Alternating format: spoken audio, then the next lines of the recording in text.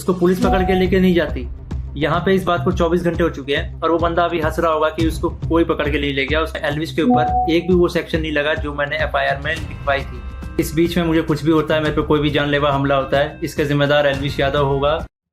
Hi everyone, तो मैंने आज ये तो देख लिया, अगर आपके पास पैसा हो तो आप एफआईआर भी बदल सकते हो और इस चीज़ को प्रूव करूंगा। पर उससे पहले लड़ाई किस बारे में हुई, क्यों हुई, हम इस बारे में बात नहीं करेंगे। मैं सीधा पॉइंट पे बढ़ता हूँ। एल्विश ने जो लोकेशन दी थी वो उसके घर की लोकेशन थी या फिर किसी के तो घर की लोकेशन थी, और मेरा इंस्टिंक्ट बोला कि मुझे उसे अपने लोकेशन पर बुलाना चाहिए जो एक पब्लिक लोकेशन हो। अब मेरे को यही था भाई, जो भी गलत फहमी है डिबेट से सॉल्व करो। अगर आपको लगता है आप सही हो तो आप डिबेट करो, मेरे को लगता है मैं सही हूँ, मैं डिबेट करूंगा। तो कुल मिला के शब्दों से ही जीतना था इस चीज़ को, और मैंने पूरी तैयारी की थी। मैंने वहाँ पे सोफा वोफा सब लगाया था कि जब एल्विश भाई आएंगे तो वहाँ बगल में बैठेंगे, ये वो फलान ठिकाना। लेकिन जैसे ही वो आए, एक तो अटैक करना शुरू कर दिया, ऊपर से बहुत सारे बंदों के साथ आए।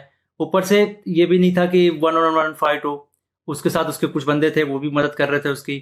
इस तरीके से मदद कर रहे थे कि मैं कुछ कर ही नहीं पा रहा था, क्योंकि मेरे को 2-3 लोगों ने पकड़ लिया था अगल बगल से।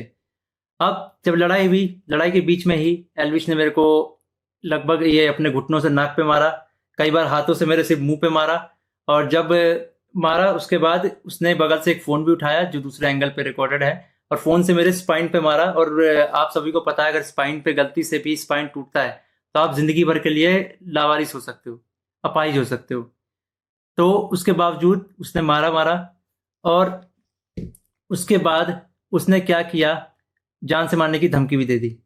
अब जान से मारने की धमकी 1-2 बार नहीं दी, मल्टीपल टाइम्स दी। कम से कम जितना मुझे पता है 3 बार तो दी ही थी उसने धमकी जान से मारने की, और ऑफ कैमरा भी उसने कई बार जान से मारने की धमकी दी।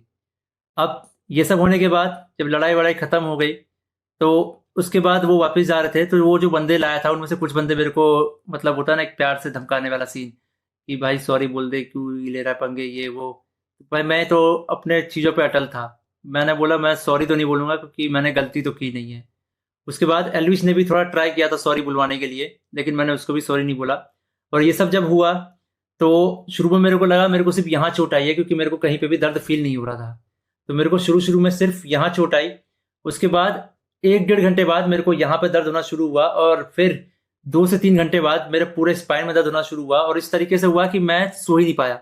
सुबह 4 बजे मैंने सोने का ट्राई किया था, मैं दोस्त के घर साकेत गया हुआ था, मैंने सोने का ट्राई किया, अनफॉर्चुनेटली मैं दर्द से सो ही नहीं पाया।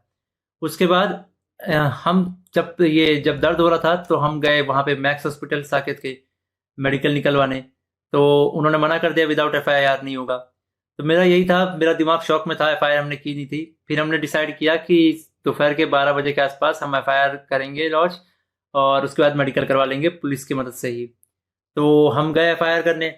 अब जब एफआईआर करने गए तो हमने पूरा बता दिया कि भाई ये सेक्शन लगाना है, अटेम्प्ट टू मर्डर है, साफ साफ दिख रहा है। तो जो एसएचओ थे उन्होंने बहुत अच्छे से बात की। उसके बाद एसएचओ अपने इंस्पेक्टर के फ़ोन में कॉल करते हैं, बोलते हैं कि पूरा इसको ना पब्लिक मत करना, गुप्त तरीके से रखना, हम लोग गुप्त तरीके से लड़ेंगे। मेरे को तभी डाउट था कि एफआईआर को दबाने की कोशिश की जाएगी, और वही हुआ। अभी मैंने एक आर्टिकल पढ़ा जिसमें एल्विश के ऊपर एक भी वो सेक्शन नहीं लगा जो मैंने एफआईआर में लिखवाई थी। अटेम्प्ट टू मर्डर का एक भी सेक्शन नहीं है उसमें। तो कुल मिला के मैं क्या समझूं, अगर आपके पास पैसा हो तो आप एफआईआर भी बदल सकते हो। मतलब हरियाणा में इस तरीके से गुंडागर्दी चल रही है कि एक बंदा आता है, मारता है और उसके खिलाफ कोई एक्शन नहीं होता, उसको पुलिस पकड़ के लेके नहीं जाती।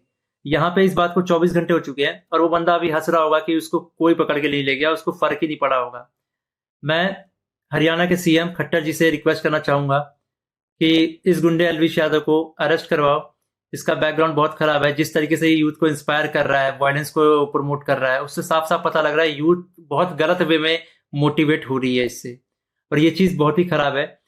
तो खट्टर जी, मैं इंडिया के कानून पे बहुत भरोसा करता हूँ, लेकिन अगर यहाँ पे नाइंसाफ़ी हुई तो एक तरीके से बहुत सारे लोगों को ये तो समझ में आ जाएगा कि इंडिया का कानून सिर्फ गरीबों के लिए बना है, अमीरों के लिए नहीं बना है।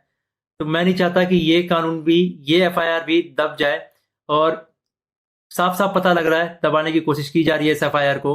अगर ये एफआईआर दबता है तो ये इंडिया के कानून की हार है। मैं आप लोगों से रिक्वेस्ट करूंगा, गुरुग्राम पुलिस को और खट्टर जी को इस ट्वीट में टैग करो, और उनको रिक्वेस्ट करो कि एल्विश यादव को जितनी जल्दी हो सके, इस गुंडे को जितनी जल्दी हो सके अरेस्ट करा जाए, क्योंकि अगर कोई भी ऐसे मार के निकल जाएगा और फिर अपने स्टोरी में डालेगा कि भाई वर्क डन, तो खुल्लम खुल्ला यही है कि वो वायलेंस को प्रमोट कर रहा है और उसको पता है कि उसका कोई कुछ नहीं बिगाड़ सकता। तो एक तरीके से ये इंडिया के कानून की हार है। तो अभी जो मैं एफआईआर लिखवा के आया था, मुझे उसकी कॉपी भी नहीं मिली और मुझे लगता है मिलेगी भी नहीं। बोला तो वैसे सुबह मिल जाएगी, लेकिन आई डोंट थिंक सो, क्योंकि आर्टिकल में साफ साफ दिख रहा है कि एफआईआर के जो सेक्शन है वो बहुत अलग किए गए हैं। तो इंडिया के कानून का मजाक ना बने, तो आप लोगों से एक आखिरी बार रिक्वेस्ट है, सीएम खट्टर जी को गुरुग्राम पुलिस के ऊपर टैक्स अटैक किया जाए, ताकि ये मामले को वो लोग सीरियसली ले। इन द एंड अगर इस बीच में मुझे कुछ भी होता है, मेरे पे कोई भी जानलेवा हमला होता है, इसका जिम्मेदार एलविश यादव होगा या फिर उसके दोस्त होंगे या फिर गुरुग्राम पुलिस होगी, जिसने मेरे एफआईआर को पूरा का पूरा बदल दिया और पता नहीं क्या एफआईआर लिख दिया।